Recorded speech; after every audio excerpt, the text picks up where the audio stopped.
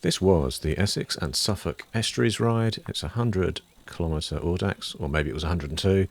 We headed up to here from Sussex, up around the M25 over the Dartford crossing and onwards into Essex and Suffolk, where we stopped at Manningtree. This is where the station was that would be the starting and ending point for this 100km Audax.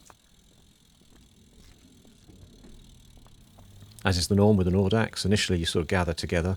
We did arrive about half hour early, and there's a fantastic cafe on Manningtree station that was open to do sort of bacon sarnies and all the usual breakfast stuff. That's my brevet card holder, where I stick my card in there, which I use on the route around to keep the brevet card nice and dry when I'm filling in the different control points that you've got to stop at on an Audax. If you're unfamiliar with the Audax format, it's a traditional cycling group organised event, and Audax UK has a membership that you sign up to, very low cost. All of the events also tend to range from sort of £5 to £10 or maybe a little bit more, and tend to have good organisation where people set a route up. You get to the area, get to the start at the right time, and pick a distance. So you might do 100, 50 or 150. This was a set distance. Everybody was riding 100 kilometres, although I think it worked out to about 102. They tend to always loop back to the start. But some of them actually have, when you do the Audaxes, have decent sort of cafe or different halls and things that you might stop at where people have put food on halfway around. But this one was sort of all self-organised, as in when you got out of the gate here, it was just a case of doing the loop and getting back again. There was no organised stops on the way around. All you do really with the Audax format is you get a little paper card, and it has different locations that you've got to write down a bit of information on a control point. It might be the name of a pub, it might be the brand of coffee that they sell at a cafe, or might be details about what a statue has on it. And that's quite an easy thing to do. It's not like a tough quiz where you're doing a sort of I Spy event. It's more like just get around, and to prove you've been to these different points, you've got to write down the detail on the card. Obviously, if you're with a group of mates, you can kind of copy what they've written in as well if you wanted to speed on and catch up later. But part of the fun is to sort of slow down, stop at the various different controls and write down the details. The other thing with the brevet card that you get, you can see the distance of the control. So first 10 kilometres you might have a stop, and then at 30, just depending on what's sensible for the various different locations that the organiser has picked. Once completed, the organiser takes your card away. They normally post it off to the main Audax central repository, wherever that is. They send it off to prove that you've done it, and you get an Audax point or two depending on the distance you've done. They then send you the card back, which you kind of keep hold of preciously as a reminder of the event and the different things you've done that day.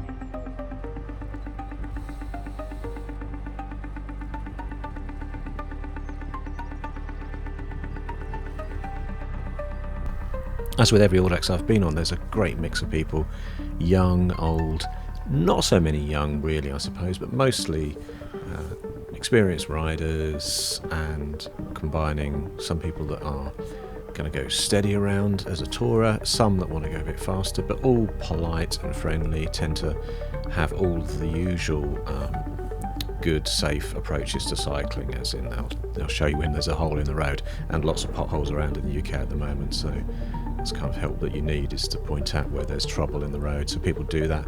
They point at any muck or rubbish in the road as they're going and help you out as they go around. Plus, most people do shout and say on your right when they're passing or passing, although again some don't do that. I suppose some of the more introverted type cyclists are shy of saying things like that, and so you do sometimes have someone whiz by and they don't mention they're there or ring a bell, and it's a bit of a mini shock when they come by. But mostly people are doing the right thing, signalling and actually getting you the right verbal prompts when they're around you to help with the cycling and avoid accidents.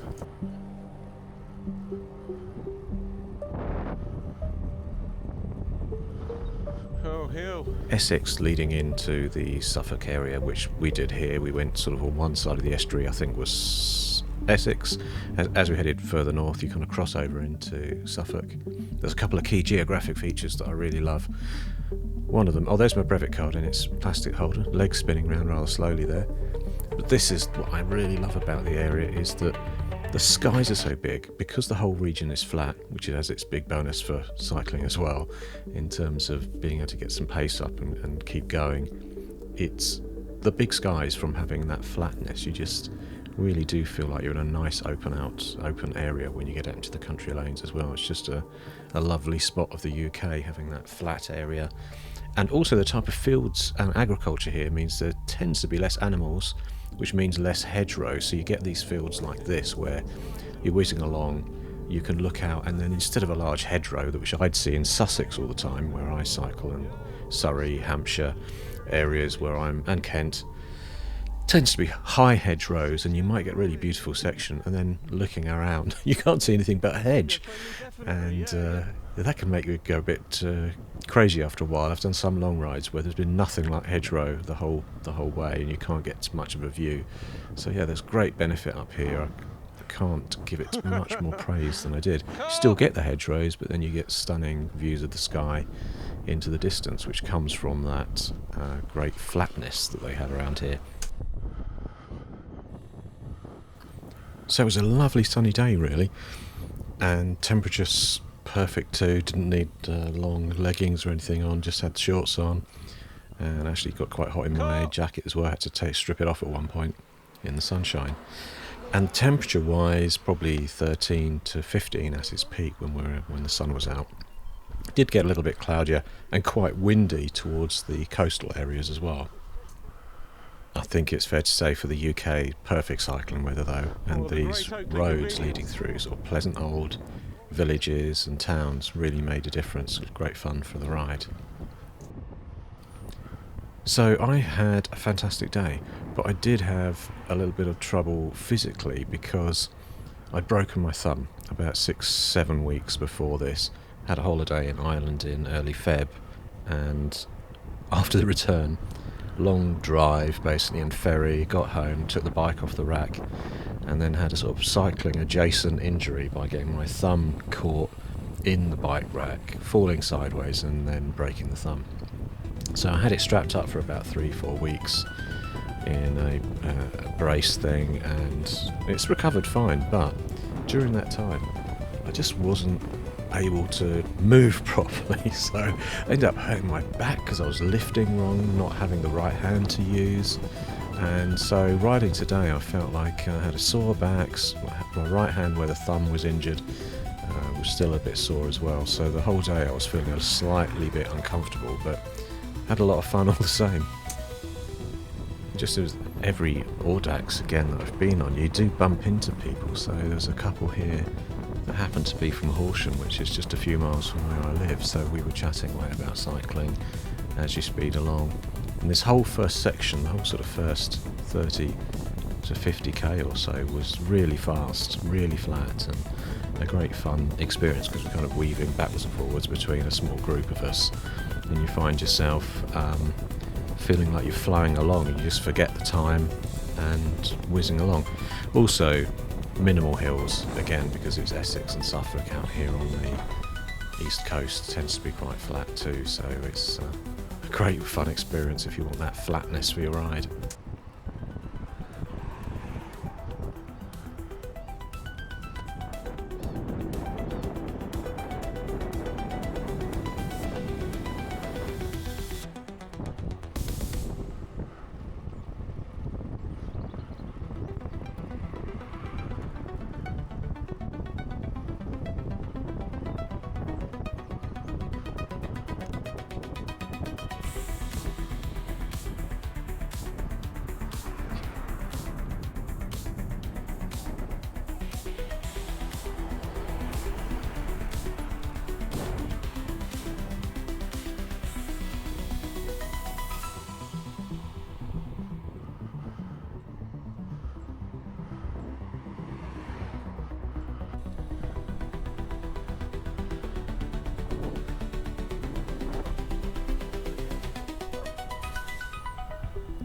Sadly, some of these towns, like this one, you can see it's all boarded up and the whole area. And just the feeling, because it's a Saturday morning, late morning, 11ish o'clock here, I think it was, 11:30. And you're thinking normally it should feel quite busy, but it was really quite quiet, and a lot of the screening up around buildings where the shops have just closed, and the whole thing feels like it's a bit in decline, really.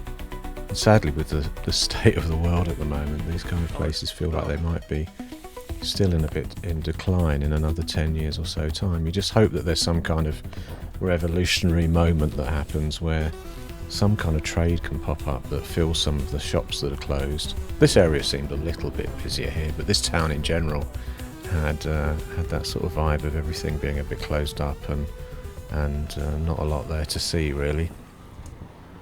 Which honestly is exactly the same as some of the places in Sussex that I live near to as well, so it's not specifically set up in this area. Although I was admiring some of those old, more stately sort of looking buildings there that had a great view of the sea.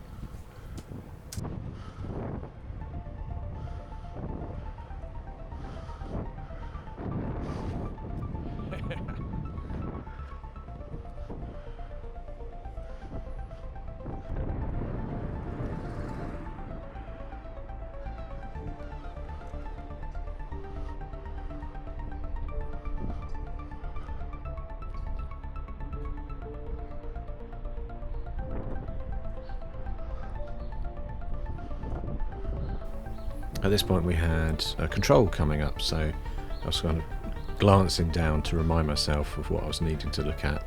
Slightly dangerous cycling, trying to read some text on a small brevet card in that sleeve there, but managed to spot it, and we were going to stop anyways. Usually, given the volume of cyclists, anything maybe up to about 50 cyclists on the event, or sometimes larger, sometimes you get up to 100 on an Audax as well.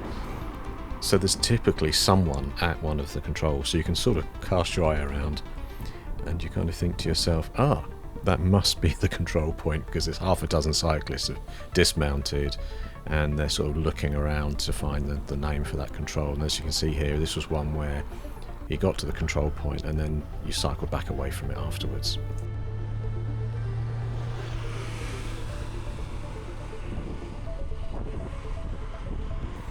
Traffic on these country roads was actually really light, so there's a couple of cars going around there.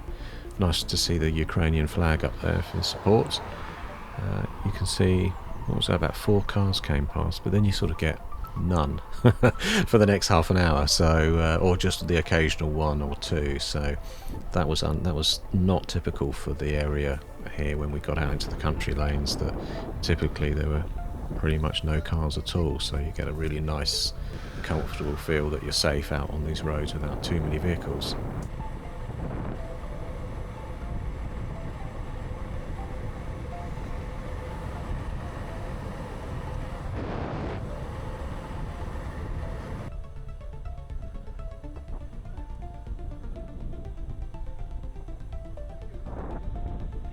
Halfway house.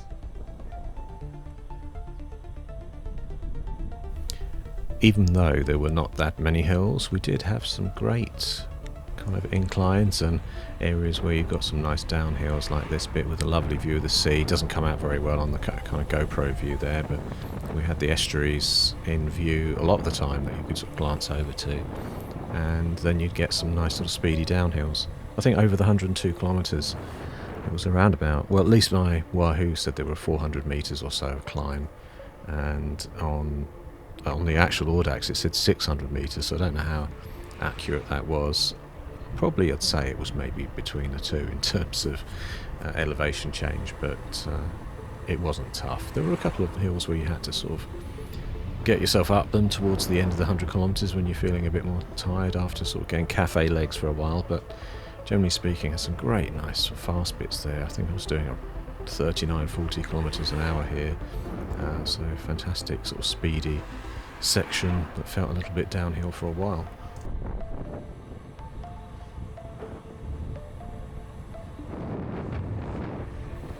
Yeah, so architecturally again, this is in Suffolk. Some fantastic older buildings like these, sort of dockyard buildings and mills and things around here from the glory days of old, but still looking good now. A lot of good brick buildings to see as we were cycling around. I didn't stop much because really we were a small group and we were kind of making it a sort of faster ride, so the pace meant that we just sort of took in some bits and pieces, although we did stop for a cafe halfway round on a marina, so we did make some use of having some break time. Some fantastic looking buildings, memorials there I think too. Hello. Hey up.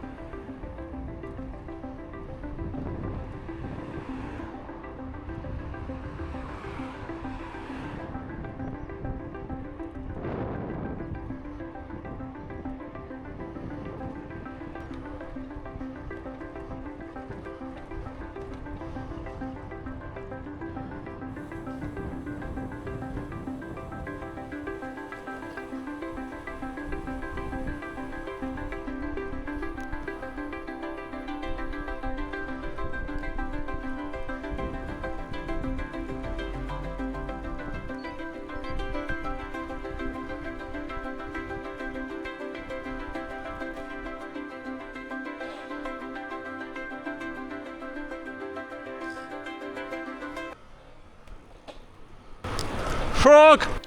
So that was an exciting moment of the day, to pass a live frog on the road and have to shout a warning about it to the rest of the riders behind. But yeah, I've never had to sort of deal with frog in the road before, but great fun to see it. Unusual in a little seaside estuary type town though. Obviously it got out somehow, or rained down frogs maybe. Although that could have also been a toad, not 100% sure because I was cycling at quite a pace.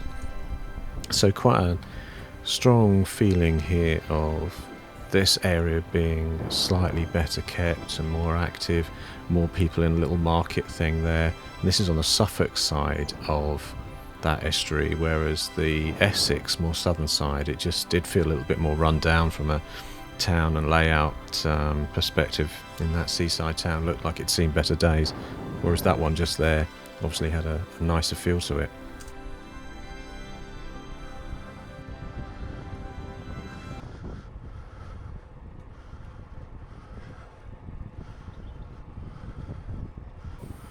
This was an interesting little village. I sort of came in and saw the signs up there saying King's Hospital or something hospital, and I thought it was like a training hospital maybe for nurses or doctors, something set up maybe 100 or so years ago. But as you kind of come through it, you realise it's I think it's like a public school kind of place, so slightly more upmarket, private tuition type school with very interesting uniform looking buildings around it.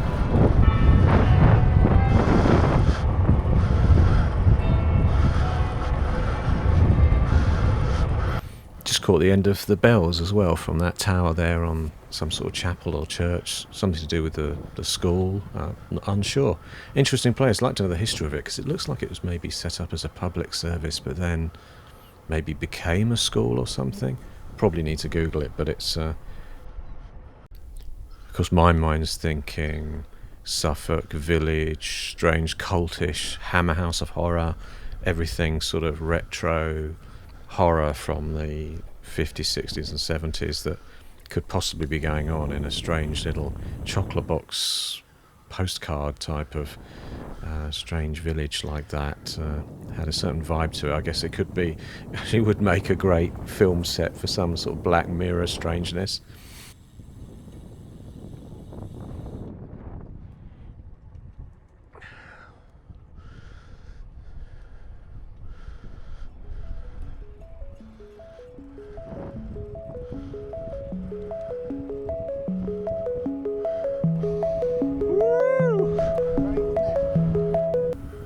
This was dreamy around here. Fantastic little section of farmland trails where every other 100 metres, 200 metres or so it would curve around and sometimes curve down into a tight bend and then climb a little and then another bend, and just fantastic cycling. Really was a sort of treat to be out here with the weather being nice and dry and fantastic cycling conditions really. Plus No hedges. It's fantastic. You just get to see the cyclist in front. No one's disappearing. You can see if there's any cars, so it's safer. Just really is probably the best cycling in the world.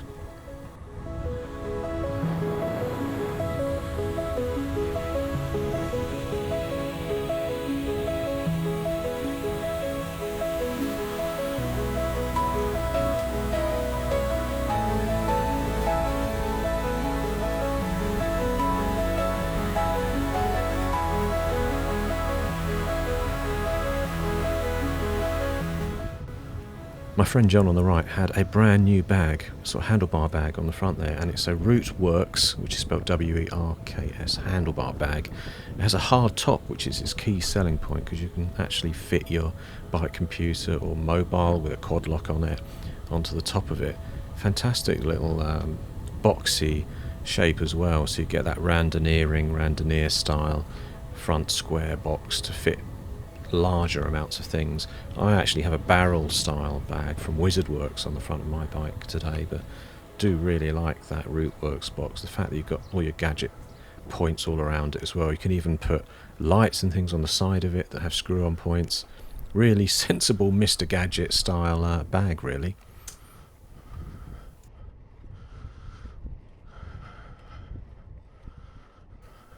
So here's a little clip of the bag. You can see the hard top, this one's got a quad lock on it, but you can put a Garmin on there. On the rear it has two of the mount points, plus that clip to unclip it. The red lever you pull. It means you can take the whole bag off the bike if you're going into a cafe or something too. So a lot of design considerations gone into that, really. Nice, I like it. I've got to get one too. So it's a little bit more of countryside before. At 75 kilometres in, we had another control point here that was at the point of this estuary marina. So it was a nice little drop down at speed to the marina area, where there was a cafe as well. Great fast service, and we had fries with ketchup, so a nice little stop break. One of the group had mayonnaise, a little bit more exotic choice there, maybe a bit more European style, to go for the mayo with the fries. We all said though just how great it was to have such a nice stop at 75k, knowing afterwards we only had a 25k route back to the end of the Audax and the start point again. Just felt great, knowing that we were stopping, could relax for a bit, chomp on some food and then head back.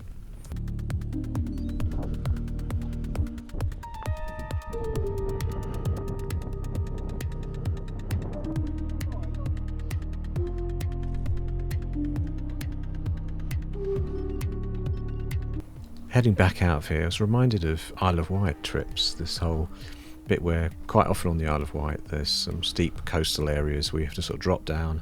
You might get a bit of a marina or a walk on the front by the sea, and then it sort of picks up again where you have to sort of turn inland.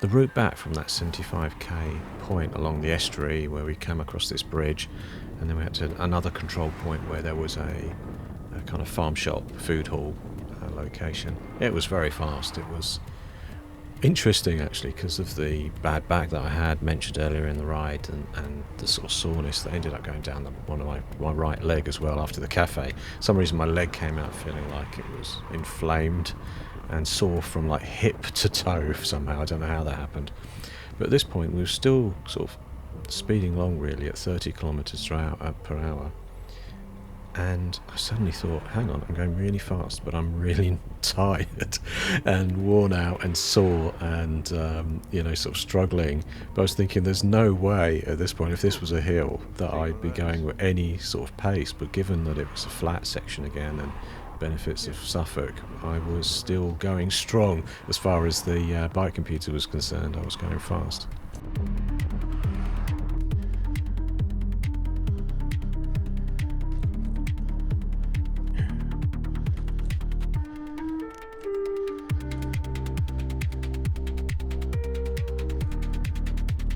It's raining.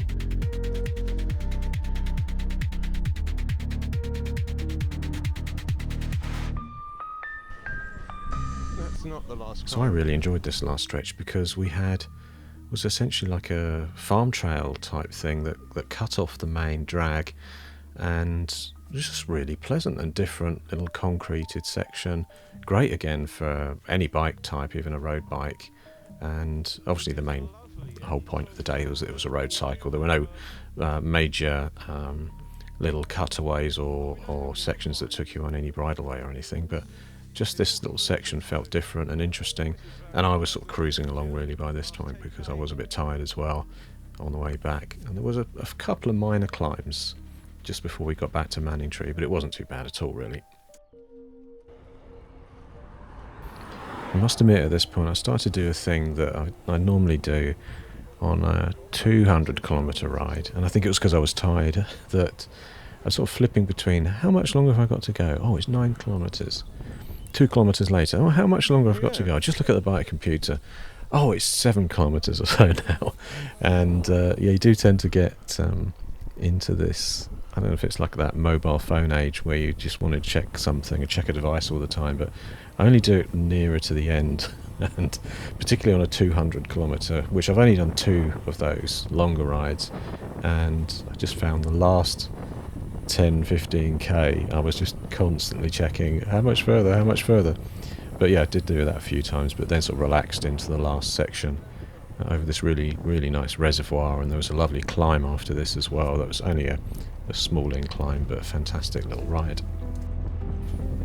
For those interested, I've put my link to Komoot where I have the route in there as well.